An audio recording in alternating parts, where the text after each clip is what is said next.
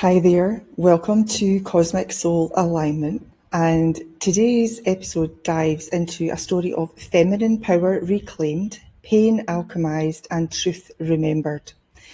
Kerry Blazer is the sponsor of today's show, and she joins us to share the journey behind her book, My Inner Heroine, Exploring Feminine Pain, which is a journey shaped by childhood wounds, profound loss, unexpected mirrors, and a spiritual awakening that redefined everything she thought she knew about love, identity, and the universe. And from the rise of the divine feminine to the role of relational mirrors, from ancient remembrance to modern mental emotional crisis, Kerry brings a perspective that is raw, revolutionary, and deeply needed in this moment of collective shift. So, welcome to the show, Kerry. Hi, thank you for having me. You're so welcome. Now, before we get started, I had asked you if you would give me a fun fact about yourself. And I have to ask you about this now because you said that you speak Chinese and Yeah. that your favourite travel story is about being at Mount Everest. So, will you Yeah. tell us how did both of those come around? Oh, okay. Well, I went to the University of California at Santa Barbara for college, and I had to take a general education course. And the one that I could get into was the history of Zen Buddhism. So I took it, I loved it, and then I started studying Chinese and religious studies, and that was 1990. So I did that, and then I took 2 years of Chinese, and then I studied abroad in China in 92, came back to the States, came back to UCSB, graduated in 93, and then went back to China. And then at that point, Tibet was open. So I went to Tibet. and one of the things that happened is that I stayed at a Buddhist monastery at the Mount Everest base camp. Now, in Tibet in 1993, in order to get around Tibet, you had to rent a Land Cruiser. So I rented a Land Cruiser with 4 Israeli guys, a German guy, and me. And I was the only one that spoke Chinese, and the driver was Tibetan, so he spoke Tibetan and Chinese. Yes, a very interesting group, right? It Like, was, yeah. very interesting, and they all love me because I could order them boiled potatoes because all of their stomachs were upset in Tibet. So I had my protectors. I was well cared for. So we pull up to the Buddhist monastery on the Mount Everest base camp, and it's at like 17,500 feet, right? Like it's way above the It's tree line. high, yeah. The elevation's very high. So we get out of the Land Cruiser and the monk walks out and he says, "We have wood." And we thought, "How wood? You got wood up here?" Like, we were in shock because it's like 3,000, 4,000 feet above the tree line. And it's like we walked up 2 stairs and we were like all out of breath and everything. And so the monk took the German guy and me back. And the German guy, Mark, he spoke English fluently because he studied in America in high school. So we get back there, and he opens the door and he points at the wood, right? And we look in there, we're like, that's not wood, it's the yak dung. Because in Tibet, what they do is they pick up the yak dung, put it on the wall, let it dry, and when it comes off, they use it for fuel. So All Mark right, looks at the dung interesting. and calls it shit. It's just like he's like shit, and the monk's like shaking his head. Is like, no, wood. And I'm 23. I'm cracking up. I'm bending over like. I was on elevation high, like it was hilarious to me. And so the monk starts saying shit. And so we're like, yeah, shit, shit, shit. It's called shit.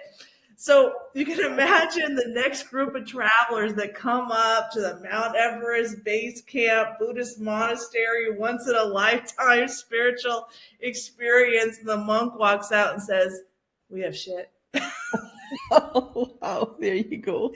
And this was early November, so we were already, everything was freezing. Like we had problems going to the bathroom because we couldn't see anything. Like Uh-huh. we shit show, but we made it. Sounds like an You know, experience. it Goodness. was, it was, we had a good time. Yeah. And speaking Chinese, I think that's amazing. I would love to be able to speak even just a few words of Chinese. So well done you. That's amazing. Thank Okay. you. Thank you. Let's talk about your book, My Inner Heroine. And that was born from a lifetime of navigating feminine pain. So can you Yeah. take us back to the beginning? What was happening in your life that led you to write it, and how did your inner heroine first reveal herself to you? Come out. So, yeah, I had a traumatic childhood. Both of my parents, I mean, was on the receiving end of a lot of generational trauma. My mom was engaged 4 times before she got married in the 60s. My dad's parents got divorced in the 50s and got remarried, which, highly atypical. So they both, like my grandma on my dad's side, when my youngest uncle was in high school, he would sit in a recliner and she would bring his food to him and blow dry his hair and put on his shoes, like really codependent with my youngest uncle. So my mom was an alcoholic. My dad was a workaholic. I moved to Southern California when I was 5. We lived in Europe for a couple of years when I was young. And then when I was 6 in 1976, my parents got a divorce. And my mom alcoholic, dad workaholic. I moved into an apartment, didn't saw my dad every other weekend, but it was I was the problem. Like when I speaking, I'm very intuitive and very direct, and so that got shut down. In kindergarten, I remember I remember my whole life one memory where it's like I was playing alone with some blocks and just no one around. Like I didn't have friends my whole life. I didn't know how to start conversations. I didn't know how to have relationships. I just rejected myself like completely. And like in high school, I got a job at 14, bought my own car, even though I lived 15 minutes from the bachelor mansion and my dad had money, but my mom didn't and they fought. So, there you go. So then I went off to UCSB and got my degree and met my ex-husband. And my ex-husband's one of the Israelis Oh, in the truck. Mount Okay. Everest. Yeah. And we Right. had kids together. We got married in 95. I got my master's degree in East Asian religious studies and he got his degree in engineering. We had 3 kids, but we got divorced 10 years later. A lot of problems, a lot of arguing. And, all I knew how to do was be in my masculine lane. And so then that pushed him in his feminine lane. And then there was the arguing, right? Um, then my 40s were very difficult. A lot of migraines, a lot of medications, couldn't sleep, couldn't go in the sun. Like it was gnarly. It was really difficult. And then on my 45th birthday, my mom passed away. And that was the day my intuition told me to accept my psychic gifts and heal from my childhood traumas. Like it was, one, it was celebrating how special I am that we have my birthday together and her death day together. Our souls chose that. But also her passing away meant I'm the matriarch now in the family. My heart's in charge. I'm not an alcoholic. So then I started to heal, and that's really where my book starts. Okay. 10 years ago, yeah. So growing up then in a single mother household and feeling socially isolated probably shaped your early identity. How did those early wounds show up later in adulthood, and what finally made you realise that you had to face them? Well, a lot of memories are coming back, but it's like just coming back. So memories of like potentially being raped, being like having forced abortions as a teenager, really kind of like shut down my creativity, shut down my womb. I had 3 kids, but I had 35 years of debilitating lower back pain. I didn't value my femininity. So after my second child was born in January, I went right back to work and I quickly got bacterial pneumonia and spent 2 weeks in the hospital on a ventilator, like gnarly impact that I didn't value my femininity because I just kept running myself into the ground. I remember talking to my dad once, I'm going to get a PhD and I'm going to live in China and Japan and have an Israeli husband and kids. And be 10 people. Like, how many people was I trying to be? Like, I Mhm. just couldn't value myself, even though I was in, master's degree and spoke Chinese and all these accomplishments. It's still like, I still had so much anxiety. And what I didn't realize is that I had all this anxiety, like a fear of men, fear of being raped, like so many fears, because I had never learned how to surf the waves of life. My Or parents didn't yourself. know, like my parents didn't know how to go into their emotional pain and come out of it. They just took it out on me and my brother. My mom was drank and my dad just went to work 80, 90 hours a week, right? And Mhm. so I was left home alone and things happened. And so, it was, I would say it's hard accepting how much pain and challenge I went through because I didn't know how to, like, I was never taught how to forgive, like all the right brain feminine things. I didn't know how Mhm. to forgive myself. I didn't know how to forgive others. Like, it was about 8 years ago. My youngest daughter, this is her art behind me. We got in an argument and I needed to apologize and I had a hard time. I couldn't apologize. And so I finally asked myself, this is after I started healing. Like, well, like, why can't I apologize? And this is what I heard is that I believe that if I apologize, that she'll leave me. And I was like, that's not logical. If I apologize, that's healthy, then she should want to stay. And it was the first time I saw that, like, when I have a wound in my subconscious, in my Mhm. shadow, that it's illogical. It's inverted wisdom. And when I invert it back, the right way, then, oh, that makes sense. When I apologize, then she wants to stay in the relationship. So that's what I really did not learn as a child, is that I learned to repress my pain and Mhm. not move through it. Yeah. So I repressed a lot. I think Repressed a lot. most of us do because that's the way we're conditioned as children. Yeah. Don't put yourself first. You put other people first. You come last, and don't cry. That shows weakness. No, that's just clogging yourself up emotionally, and it affects you.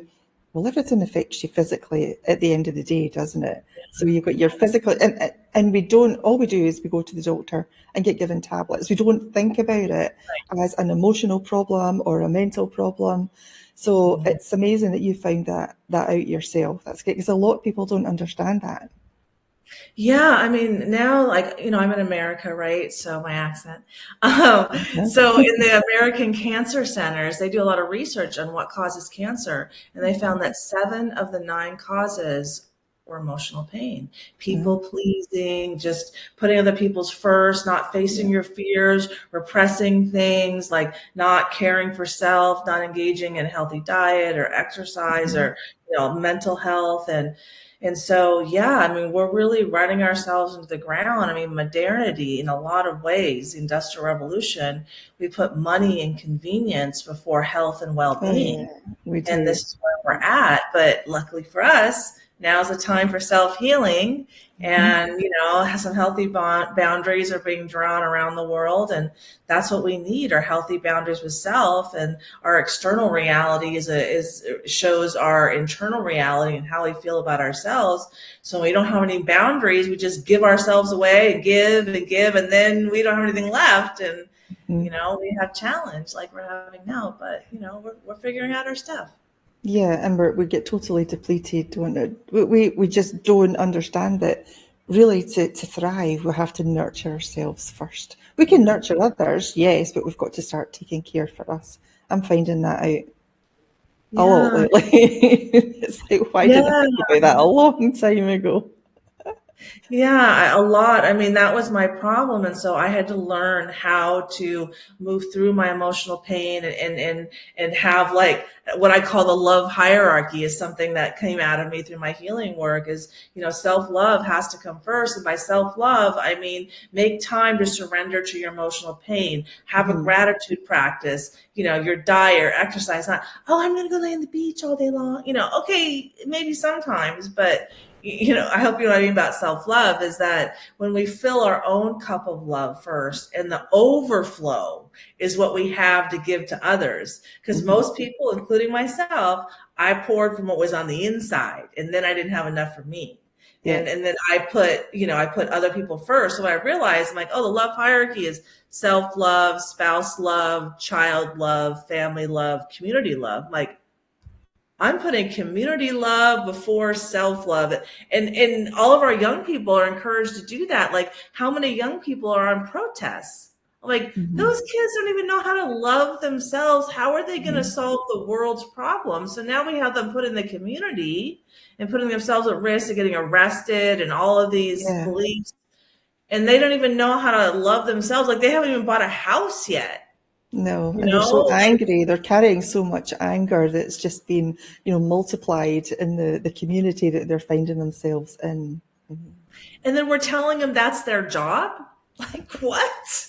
I And then know. wondering why they have mental health problems. Oh, they have no time to care for self, and now we're overburdening them with world problems that adults 3 times their age don't even know how to solve. Like, Hmm. what? Yeah. That doesn't make And we're, sense to me. we're, we're throwing physical problems as a knock, knock, knock. Something's not right here, pay attention. And Mm. all we do is go and get some pharmaceutical tablet just to suppress those symptoms. Of course, everything's great now. No, it doesn't work like that. You're just putting Yeah. a band-aid on a knife wound. That's not going to work.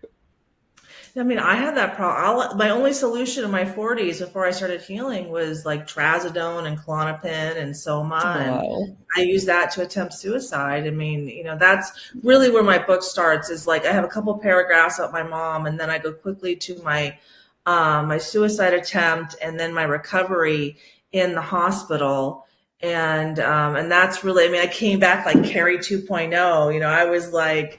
I was 4 years into healing, and I lived. I'm like, I've got to go now. And I told my oldest daughter, I said, I'm bringing healing to the whole family. We're not leaving your dad behind. It's exactly what happened. I quickly did 4 medicine journeys, which I could see that I don't love myself. And I asked my kids, I'm like, do you love yourself? Like, no. I'm like, do you feel my love? They're like, no. I'm like, okay, we messed up. So I started asking them every day. I said, what can I do today so you feel my love? And that really started like to change the dynamic between us.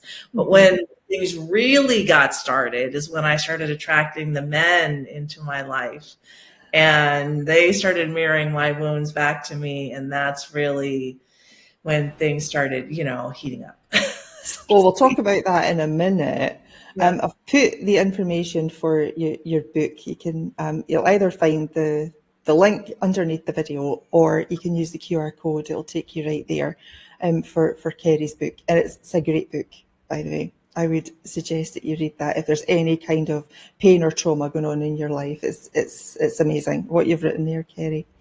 Thank Let's you. chat a little bit then, because you and I talked about your connection to Mary Magdalene and Mm. a sense of having lived that lifetime before. So how has that remembrance shaped your understanding of feminine pain and feminine power? Well, when I wrote my book, I had not yet accepted all the signs and synchronicities that my soul is the same soul as Mary Magdalene. So, but my book really focuses on like the emotional pain of a modern woman. Where, I was born in 1970. My parents quickly got divorced. In school, I was trained to get a college degree and provide for myself, and, sexual promiscuity and, all that. And so, and then in my book, I go into how all of that was destroyed me, and how Hmm. it destroys women, and Yeah. how my enlightenment experiences showed how when we see God as only male and we don't honor divine feminine next to divine masculine, right? Mary Magdalene, Right. then we have all kinds of problems. Like when we ascribe creation, which is feminine, to the masculine. My hands are all, I can't even tell. To when we put creation and orchestration in the masculine in one, then the feminine isn't valued. It's like the man's doing everything, and she's just like on the side, you Hmm. know. And so in accepting that my soul is the same soul as Mary Magdalene, then that kind of gave me a reason to go into the history, which I'm a religious studies scholar, right? I went east, I learned classical Chinese, but I'm a scholar nonetheless. So what really helped me make sense of myself about a year ago, before, because I accepted the signs and synchronicities this year in 2025. So in the end of 2024, like November, my intuition told me that I'm downloading Ho to Housewife Trauma Healing. And I didn't know what it meant. I didn't know what it meant. I thought, oh, there's a lot of women who are sexually promiscuous, and can I help them become housewives? Like, I didn't put the pieces together, because after I started accepting all the Mary Magdalene, because I went from Jesus to does Jesus have a wife, and Google does Jesus have a wife last June. My birthday is June 25th, like direct opposite of December 25th. And I was like, oh, Mary Magdalene, right? And so so like just in reading all of the history around that, I could understand why my enlightenment experience took me back to that moment of God being divine masculine, not divine feminine, because it was the 6th century that the Pope like gave a speech, and in that speech Mary became a prostitute all of a sudden. And then in 1969 the Pope made her, because they found all these early gospels that were hidden away. They found a bunch in 1945 about early Christianity that talked about Jesus and Mary's life, because Jesus was a rabbi. Rabbis have wives and kids, and she was at the crucifixion to the resurrection. Like, she was always there. That's wife. So in kind of diving into my own pain and then having that come out, I'm like, well, this makes a lot of sense to me about why I'm focusing so much on feminine pain, because women are still saying we're not equal, and women are intuitive. And what's coming out of women is that our worldview is that creation is accredited to men, and the divine feminine has been repressed. And so, I'm here to right that wrong, so to speak. I'm here to, make the case that we're missing wisdom in the world. Wisdom is feminine.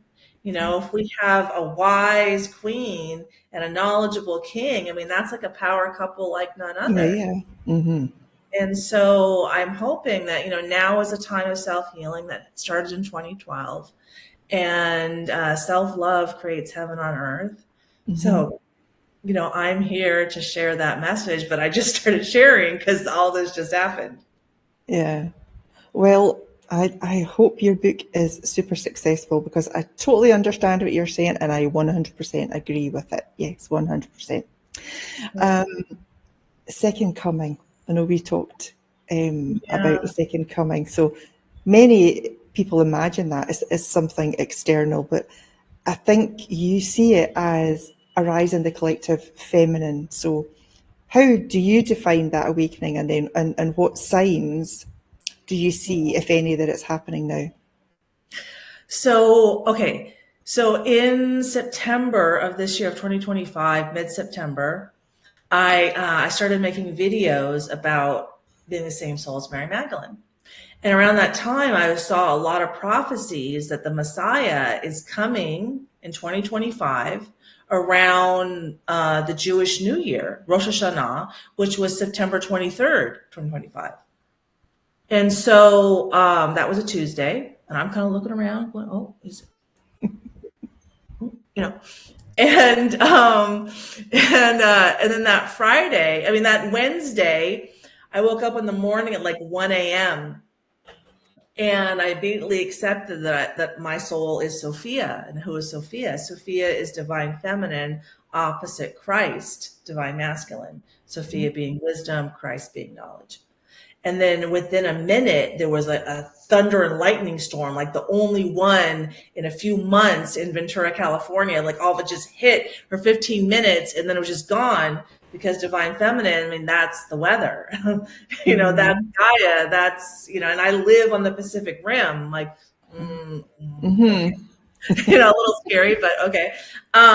So that happened Wednesday, and then Friday in the afternoon, I started writing my 6 divine feminine self-love strategies. And I've been wanting to kind of make a shorter ebook, like a free ebook. We can link it below for you guys, about all my self-reflection techniques. How do I help people dive into their shadow? How did I do it? How do I teach it? And I use the laws of physics. I use a multidisciplinary approach. I made a video. I was super excited. The next day, I made 2 more videos on Saturday, including asking the question, has the church been successful at teaching love thy enemy? And my contention is no. So after that, I sat in my recliner and I started vibrating super high, and I went into an enlightenment experience. I even started vocalizing like rapture, the rapture, the rapture. Like it just came out of me. And I was sharing my 6 divine feminine self-love strategies and everything. And so the next day, I was guided to do some research. And my intuition said, look up the Sabbath between the Jewish New Year and Yom Kippur, the Day of Atonement, the Day of Forgiveness.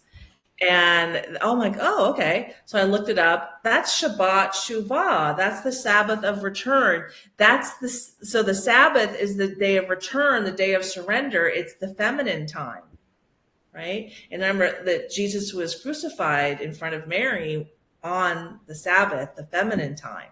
Mm-hmm. And she's wisdom, and women were being repressed, right? So like there's a lot of questions for me that came up there, a second coming, right? So I saw that. I'm like, okay, that's interesting that I did it right on the most self-reflective day in the Jewish calendar. And then I did some more research about the Messiah. And in the Bible, the second coming, they talk about it as a covenant written on our hearts that bypasses scripture. I'm like, well, heart to heart is soul to soul. I'm like, that's an enlightenment experience, because when a soul experiences enlightenment, attractor energy cells open up in the soul to influence all of mankind. So that's how you make a heart to heart or soul to soul transmission. It's an enlightenment experience. And if you're all interested, you can look up Dr. David R. Hawkins' Map of Consciousness, Power versus Force. He discusses that.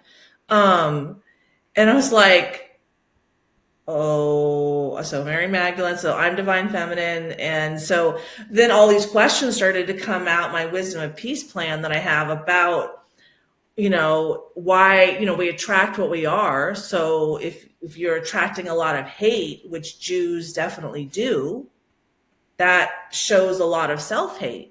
So then I started asking questions of the crucifixion. Did the Jews kill their Messiah? And are they, still processing that? Because the Jews participated in Jesus's crucifixion on the Sabbath, on Shabbat, in front of his pregnant wife.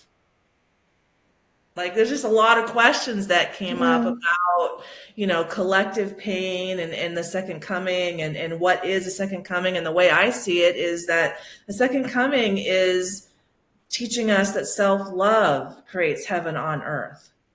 And that saying that, no one's coming to save you. Well, individually, I'm the only one that has sovereignty over my soul. Dawn's the only one that has sovereignty over her soul. So the only one that can heal Dawn is Dawn. And the only one that can heal Kerry is Kerry. So the whole idea that Jesus can come and heal us, that's not how it works from on a kind of laws of physics, because we have energy bodies perspective. I mean, in my book, I quote Dr. Joe Dispenza, Dr. Bruce Lipton, Dr. Gabor Mate, I have doctor after doctor after doctor in there about how healing works. And, the way that, early Christians taught how to create a community and how to create well-being is a lot different than what the Council of Nicaea decided in the 4th century of how to create Christianity. Because in the 1st, 2nd century, where a lot of it was a huge imperialistic movement in Europe, and they needed to organize and control people. Well, the early Christians were living in communes, loving themselves and, not abiding by a structure, understanding that they don't need an institution to access the divinity inside of their own soul. Mm-hmm. So I'm here to share that and share the wisdom and also share that, you know, Mary Magdalene was the wisdom. Jesus is the knowledge. I mean, he was the one that could go out of the house and proselytize, to share the message, but the wisdom came from her. And so I haven't even talked to JC yet from my childhood. We have so much healing to do between us, but I think in large part is to show that the wisdom came from my soul, and I wasn't just an apostle or a follower. Like, I was a high priestess and, I knew a lot. So I think that there's a lot of reasons why the second coming is happening this way. And, now there's a huge upheaval of challenge, but that's is what the feminine does. Like, Mm-hmm. masculines try to make the feminine nice and demure and sweet. Well, okay. Yes. But also the feminine ruptures and repairs emotionally. Like, we're Mm-hmm. the ones in charge of the spiritual awakening inside the relationship, not the men. But yet the men are the only ones that could talk at church, and the church is the bride of Christ, and the cross is the only ladder to heaven. Those are all like control, emotionally manipulative things that, you know, we needed to work through that, but it's a new day. It's a new day. Yeah. And the body has an innate ability to heal itself given the right conditions. Yeah, Yeah. and that means not being suppressed, being able to voice your opinion, without fear of persecution, because I think we all carry a lot of that. Females carry a lot of persecution through the years. And when we think about it, and I talk about, because I find this absolutely fascinating, by the time you get to if you count back to your ninth set of great grandparents, we are carrying the trauma of over 2,000 lifetimes. 2,000 lifetimes. I mean, is that a surprise that we're in quite a mess right now and we're not doing anything about it, really? Yeah, I mean, we carry 15 to 20 generations of I know. emotional pain in our DNA, the epigenetics. I mean, it's just like wild that we're able to even function, but our I know, it's souls are in crazy. charge. Like, wow. I mean, so I attempted suicide almost 7 years ago. And I only started recently talking about 6 months prior to that, I also attempted suicide. I took Mhm. 60 Klonopin, went upstairs, laid down. 2 hours later, didn't feel anything, got up and just kept going. I was like, oh, I guess that wasn't enough. I never Yeah. even felt it. So then that was my soul in charge, because how could you not feel 60 Klonopin? I mean, that's like that. That's a lot of Klonopin. That's a Very lot. dangerous. Yeah. Very dangerous. And so then when the next time when it worked, I took like 120 Klonopin, 60 trazodone, like, I mean, 60 soma, like 10 ambien. Like, I don't know how I'm alive, but I went upstairs and I just let go and I went to sleep instantly. I just went right to sleep. Mm-hmm. And I just let go of my old self and came back Kerry 2.0, and, ready to kind of hit the ground running, so to speak. And it's amazing what our souls plan for us to go through so that we can Mm-hmm. move the energy the way it needs to get moved. And, life gets very uncomfortable that way. And for me, it was like so hard to accept that if I want, Mount Everest size wisdom, then I had to take on Mount Everest size wounds. It's not like, Uh-huh. oh, let me scratch my knee and now I'm going to understand the universe and be enlightened. No, no, no, no, no. Doesn't Mm-mm. work like that. Mm-hmm. No, fair is fair. That's Yes, that fair is. is friggin' fair. And then when it comes to how much wisdom and knowledge you get to get. Well, you were meant to be here. You have a message to share, and you're now out there doing it, which is fantastic. So well done, you. You had said that your greatest opportunity for growth, they came through relationships. So Yeah. what did the men in your life reflect back to you that you couldn't see alone? Yeah. So So it was about about 6 months after I attempted suicide. So like, actually exactly 6 years ago.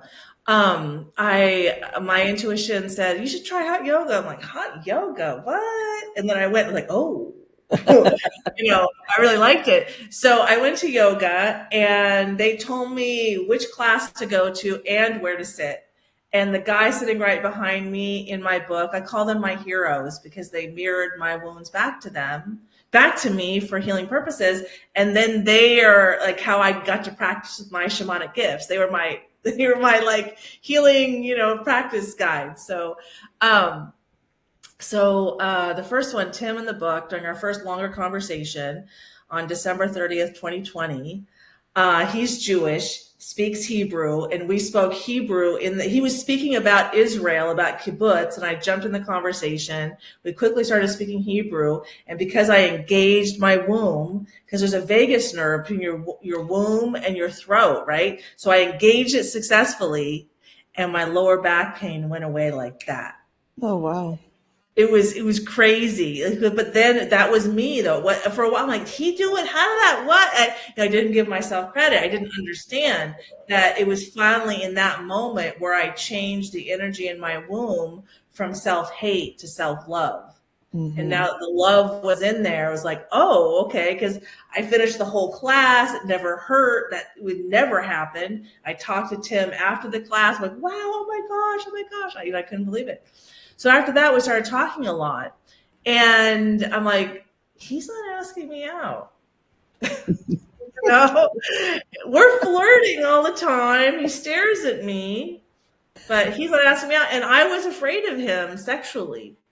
And Andrew, like I say in the line of my book, it also includes Andrew Tate. Okay. So yes, like Andrew Tate, like the 4-time UFC world champion, Andrew Tate. So you can imagine why I was a little bit scared. So, I was sexually repressed. So my opposite would be a man who's sexually overexpressed. Do you know what I mean? So Yeah. this is really where I could start to see myself. And they had multiple women. I was like, what?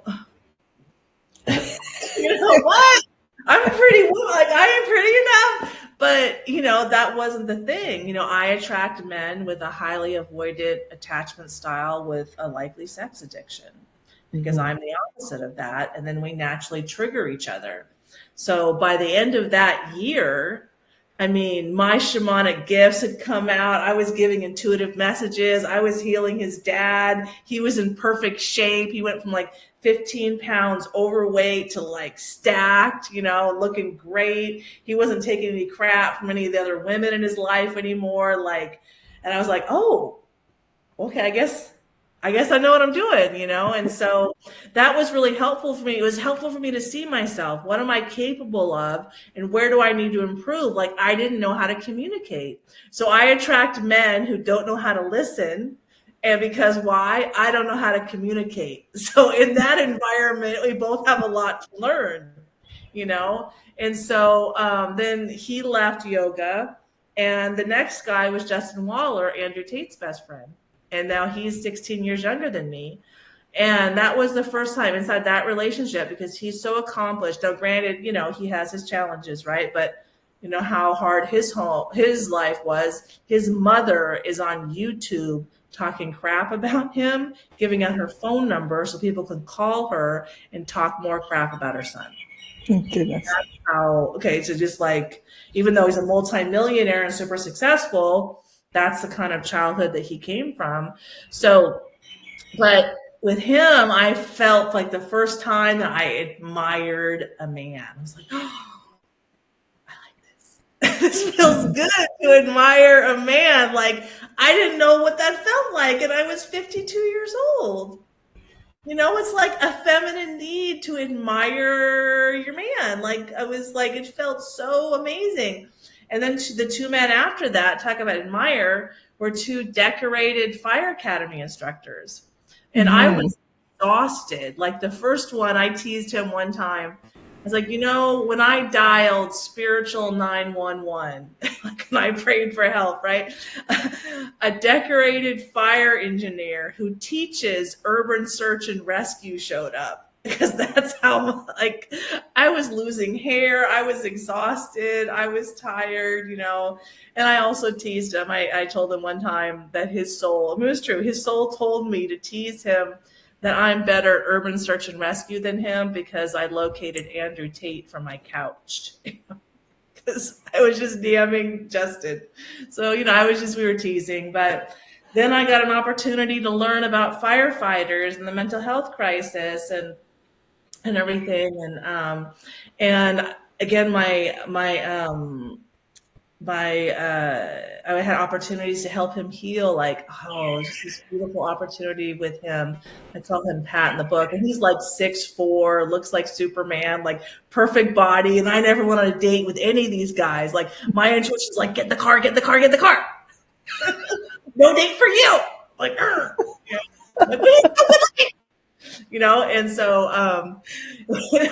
so when we're sitting there, he's telling me that he has a house with an ocean view, and he built a deck, and that he double reinforced the deck. And he's like, maybe I went too far. I was like, no, my dad and my grandpa are just like that. When they build, because I told them that my grandpa, both in construction, my dad's an engineer, and I said, when they build, they have two rules.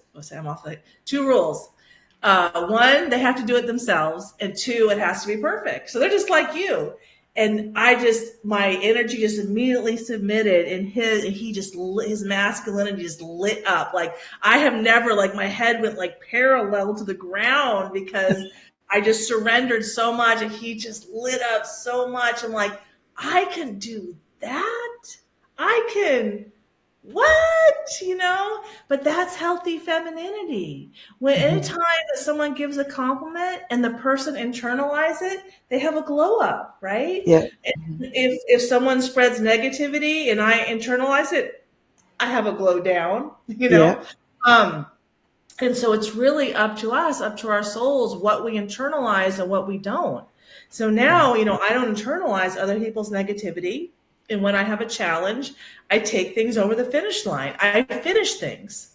And this is, I guess, one piece of advice I really could give to people is that when you have a challenge in life, take the challenge over the finish line. And I'm not talking violent or anything like that. I mean, sure, if you have to protect yourself, then of course do that. But it just means end the argument.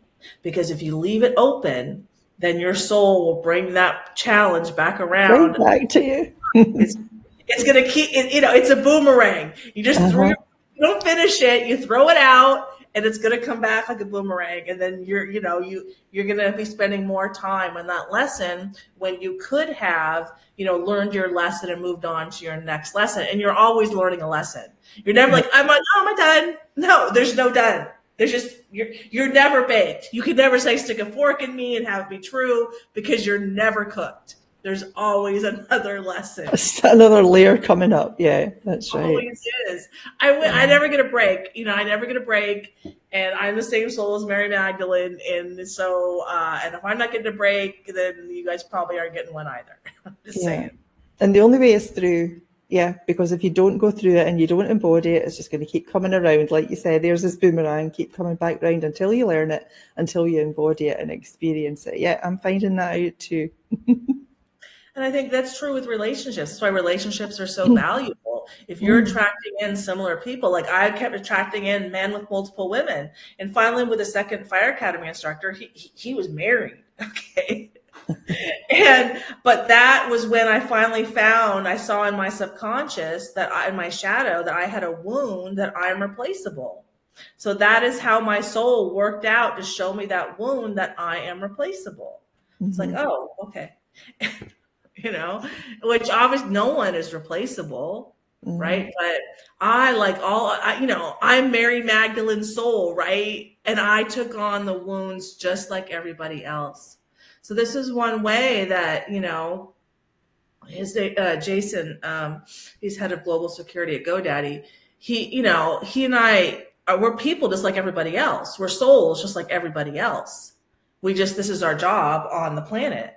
And we're here as much as we can be, but of course our bodies die and then we have to come back, but we're always here. I mean, what's come through, which is fascinating, and there's no way to prove this. But a year ago, when I reached out to him for the first time in 40 years, I kept hearing Muhammad, Muhammad, Muhammad. And this is before the Mary Magdalene thing. Like, he would do FBI stuff, come in as Muhammad. I'm like, huh. So the Jews crucified you, and then you come back and start Islam? That's logical. I mean, seriously, like, that's logical. Like, okay, so you guys are gonna, prioritize money over enlightenment. You guys hate yourselves that much that you participated in killing your own Messiah. So, okay, now we're gonna create this other religion that is gonna try to kill you for the next 1,500 years before the second coming comes, and then we're gonna figure it all out. But this is how our souls do it. Like, okay, we have a problem this lifetime, and you come in, you work on it a little bit. Maybe you start another problem that's a counterbalance to the original problem, and then all of these things get created so that we can see ourselves and experience ourselves and learn how to process our emotions. Because really, that's the only reason we're here as souls having a human experience. Souls communicate and express themselves via emotion and via different vibrating at different frequencies in our energy bodies. And expanding our emotional range is expanding our consciousness. Like, I seriously opened up enlightenment for everybody and telepathy. Like, I'm in and out of enlightenment all the time. And so the more I do it, the more other people will do it. And, it's like a snowball effect in a positive way. Yeah. Yeah, absolutely. In what way then? So the divine, the feminine experience, especially feminine pain, is a critical key, to our collective healing right now. Why do you believe that? Well, I think that the feminine, people didn't understand the feminine. Like, I'm still understanding it. What does it mean to be in the feminine lane? And I'm interacting with all these top tier men. Now, just because, they can win a UFC championship, run a company, FBI, fire department, does not mean they know how to have a healthy relationship. So in my book, you see me asking them questions like, why do you abdicate the leadership responsibilities inside of your personal relationships? And they would kind of replace breadth, like multiple women, with depth, because they can't go deep because of their emotional wounds, right? So, but these are the men that so many people listen to, but this is all changing now. And so the main thing I think that is for women to embrace that we create. We are the creation lane, and no one needs to tell us what to do, how to create. Like, I talk to Jason's soul, like Jesus Christ's soul, constantly. And this is a hard boundary I still have to draw sometimes now. I mean, it's much better than it was a year ago. I'm like, you need to tell me what to do. But even like in the early Christian stories and like the Sophia stories, when like Sophia is creation, is wisdom, the story is that Sophia created Earth without permission. I'm like, I don't need permission. And Sophia, creation doesn't need permission from orchestration or execution like the masculine lane. No, I'm an adult. I do me. I create, and then you orchestrate, or you execute, meaning you plan, or if someone needs to, get hurt or we protect, then you do that. And I think this idea that women need to be told what to do. No, we're highly intuitive. Like, a healthy woman, you leave her at home with kids and food. The house will be clean. The kids will be taken care of. They'll be schooled. They're outside. They'll be bathed. They'll be fed. They'll be put to bed. Like, it's in us to be this way. We don't need men to come in and tell us what to do like that. And I think here's the challenging point is what also a huge thing that came through in the second coming is that the Native American population in America had a soul agreement with, the white man, so to speak, to come together, especially around land management and learning from them about the balance between nature and humans. But also shamanic cultures have a lot of knowledge about the relationship between men and women. Like in my book, my I dedicate the book to a Cherokee proverb. And I didn't know this, but Cherokee Native Americans have Jewish DNA. Like what? Like, Wow. all these things just keeps coming up. Uh-huh.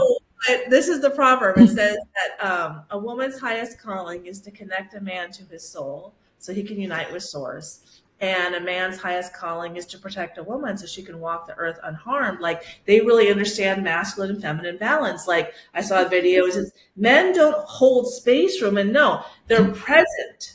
They stay present with women because women, we're the 5D, we're the spiritual connection. We are in charge of the spiritual awakening.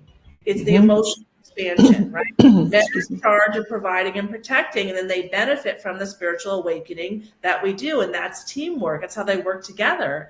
So I think that I'm going to be pulling a lot from Native Americans, and especially when we pull this together with the second, it was so exciting because it came through like just immediate, like, okay, this is what you promised. I'm like, okay, I promised, I promised, And I have resonance with the Chumash Native American Divine Feminine story where I live here in Ventura, California. And when they said that she would return in 2021, I'm like, oh, well, my voice and my womb returned in 2021 and my shamanic gifts came out. And what's fascinating is that the Chumash had a divine feminine story that she would come back in 2021.